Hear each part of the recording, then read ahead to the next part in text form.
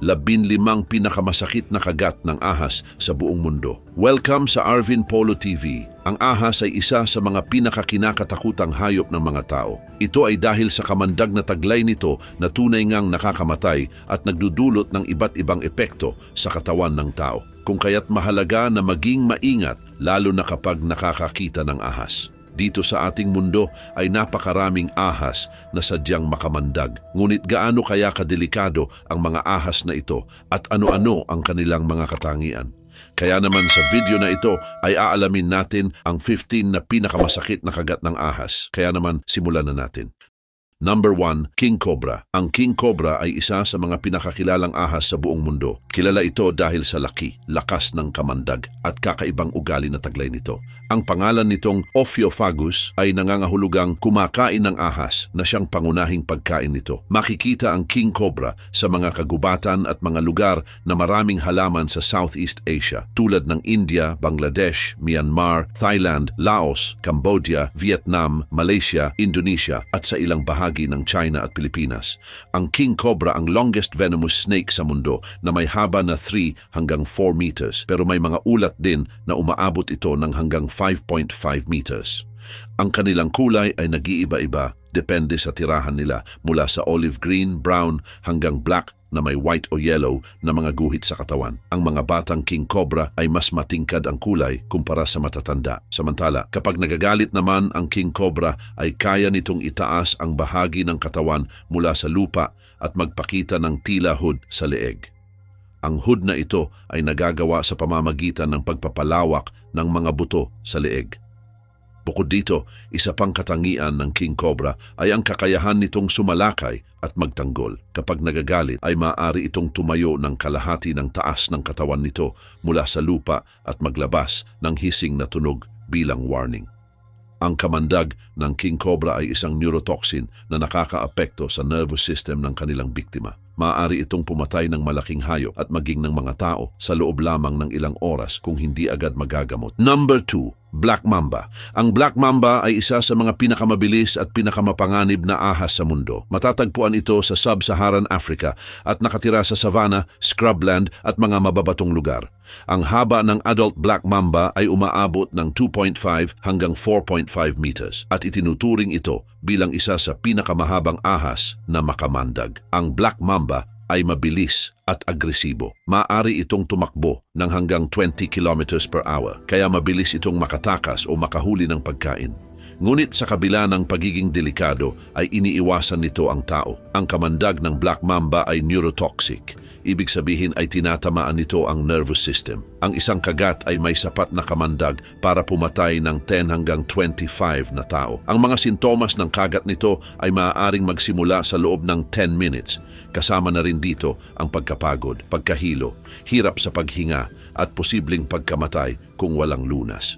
Dahil dito ay mahalagang magamot agad ng antivenom. Maliban pa rito, tahimik at matalino din ang Black Mamba.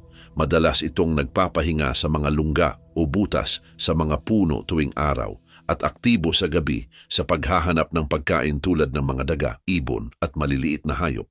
Number 3, Inland Taipan. Ang Inland Taipan o kilala rin bilang fierce snake o small-scale snake ay isa sa mga most deadliest snake sa mundo. Matatagpuan ito sa mga tuyong lugar ng Central East Australia. Ang kamandag nito ay sobrang lakas at kayang pumatay ng tao sa loob ng 45 minutes kung walang lunas. Ang lason nito ay nakakasira ng nerves, dugo, muscles at kidneys. Ang isang adult inland taipan ay may haba na 1.8 hanggang 2.5 meters.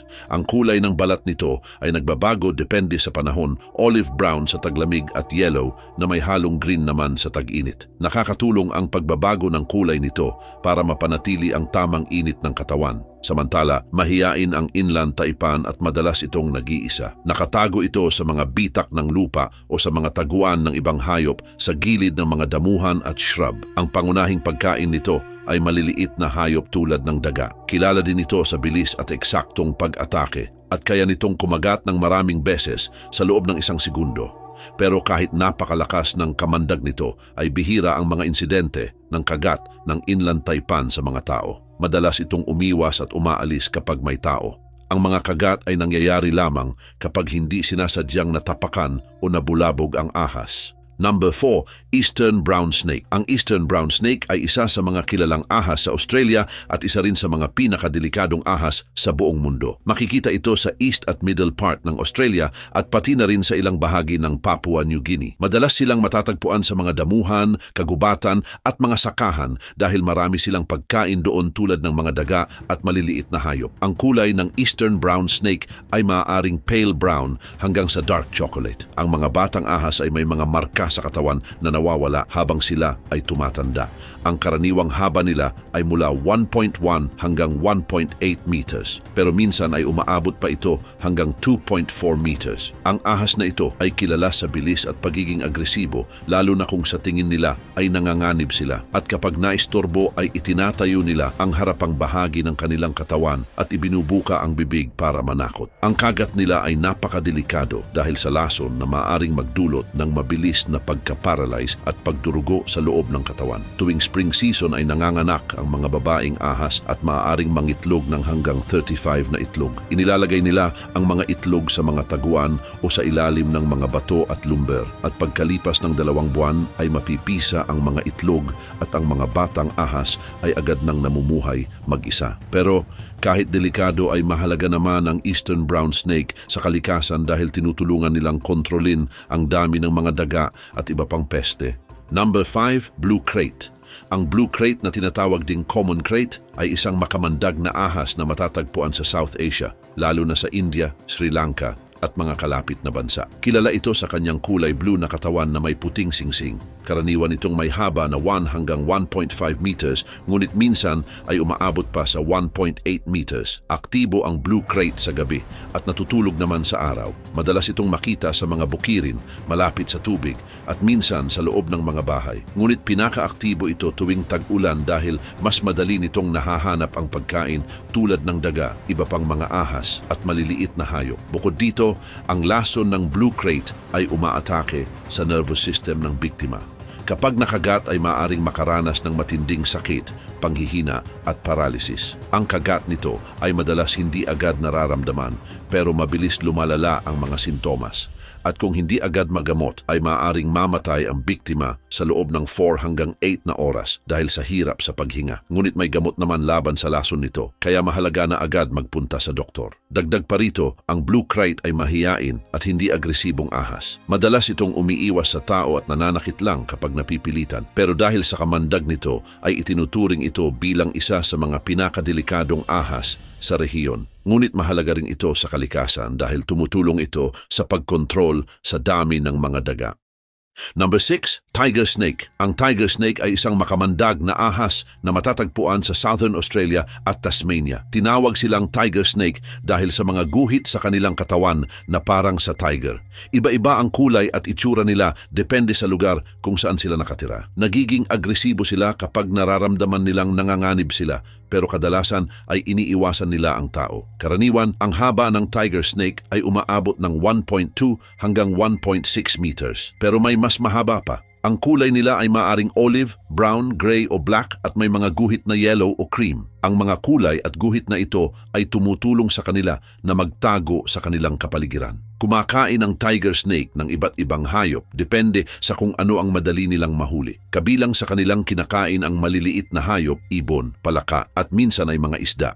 Ang mga batang tiger snake naman ay kumakain ng maliliit na palaka at butiki. Dagdag pa rito, ang tiger snake ay nagdadala ng mga itlog sa loob ng kanilang katawan hanggang mapisa ang mga ito. Karaniwang nagbubuntis sila ng 3 hanggang 4 na buwan at manganganak ng 20 hanggang 30 na mga buhay na anak. Ang mga batang ahas ay mayroon ng kamandag mula sa kanilang kapanganakan na ginagamit nila para sa proteksyon at paghahanap ng pagkain. Gayon din, ang kamandag ng tiger snake ay isa sa pinakamalakas sa Australia. Ang kagat nila ay masakit at maaaring magdulot ng pamamanhid at kamatayan kung hindi agad magagamot. Dahil dito ay mahalaga ang antivenom para sa kanilang kagat. Number 7, Bushmaster.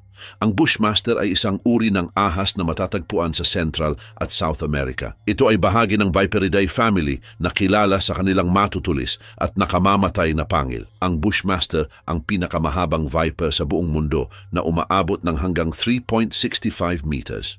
Kilala rin ito bilang surukuku sa Brazil at shushupe sa Peru. Ang kanilang katawan ay malakas at may kulay na tan o brown na may itim na mga hugis diamante. Aktibo ang mga bushmaster sa gabi. Sila ay naninirahan sa mga rainforest, sa mga lugar na may makapal na halaman kung saan sila nagtatago at naghihintay ng kanilang biktima. Kumakain sila ng mga maliliit na mammals, ibon at maliliit na ahas. Tahimik silang naghihintay ng biktima at biglang umaatake kapag may dumaan. Maliban dito, ang lason ng bushmaster ay napakalakas at delikado sa tao. Sinisira nito ang mga red blood cells at naaapektuhan ang nervous system. Kailangan ng agarang paggamot at antivenom kapag nakagat ng bushmaster. Bagaman kilala silang nakakatakot, ay iniiwasan nila ang tao at mas gusto nilang magtago o tumakas kapag naiistorbo. Ang mga bushmaster ay nangingitlog. Karaniwang nangingitlog ang mga babaeng ahas ng 10 hanggang 20 na mga itlog at binabantayan nila ito hanggang mapisa. Ang mga bagong pisa na ahas ay may pangil at lason at kaya na din nilang mamuhay ng mag-isa.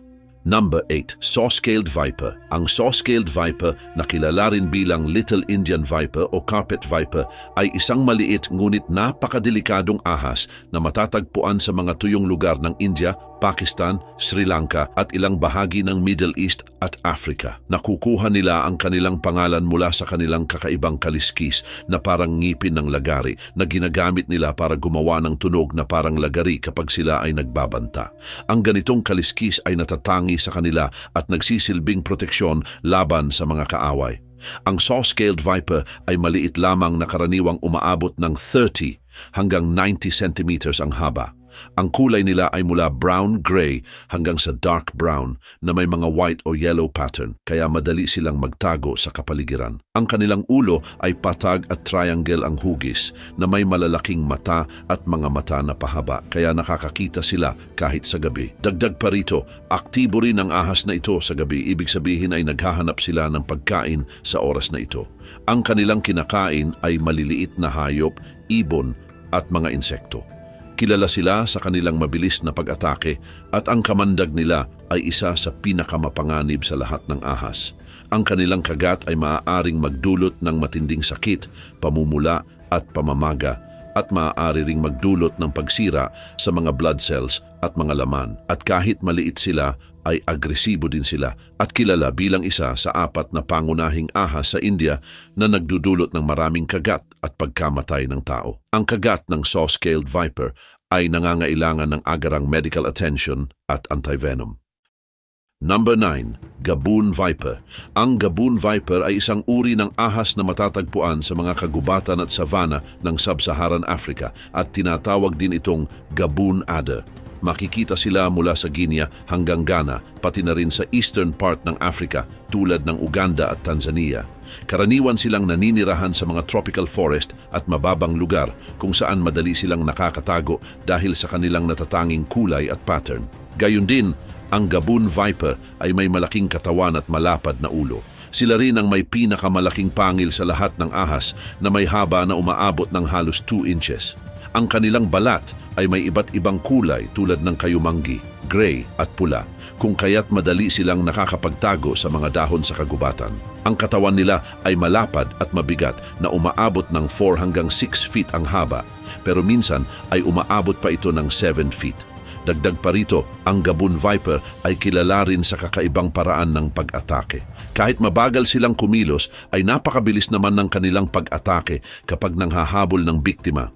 Kaugnay nito, ang kanilang kagat ay napakamapanganib dahil sa malalaking pangil at matinding kamandag. Ang kamandag nila ay may mga chemical na nagdudulot ng pagdurugo at nagpapahinto ng pamumuo ng dugo na nagiging sanhi naman ng malalang pinsala sa mga kalamnan at tissue. Kumakain din ang gaboon viper ng iba't ibang maliliit na hayop tulad ng mga daga, ibon at maliliit na mammal. At kahit nakakatakot ang gaboon viper ay mahalaga rin sila sa kalikasan. Tumutulong sila upang kontrolin ang dami ng mga peste at maliliit na hayop. Number 10, Russell's viper. Ang Russell's viper ay isa sa mga pinakamapanganib na ahas sa Asia. Makikita ito sa mga bukid, kagubatan at mababang lugar sa India, Sri Lanka, Bangladesh, Nepal, Myanmar, Thailand at Indonesia. Madali itong makilala dahil sa kayumanggi o dilaw nitong katawan na may itim at puting mga bilog na marka. Ang mga markang ito ay tumutulong sa ahas upang magtago sa paligid. Samantala, aktibo ang Russell's Viper sa gabi pero minsan naman ay sa araw, lalo na kapag malamig ang panahon. Kilala ito sa pagiging aggressive kapag naiistorbo, kung kaya't itinuturing ito bilang isa sa mga pinakadelikadong ahas. Ang kagat nito ay nagdudulot ng sobrang sakit, pamamaga at pagdudugo. Ang kamandag ng ahas ay sumisira din sa mga laman at organs at pati na rin sa dugo. At kung hindi agad magamot ang biktima, ay maaari niyang ikamatay ang kagat nito.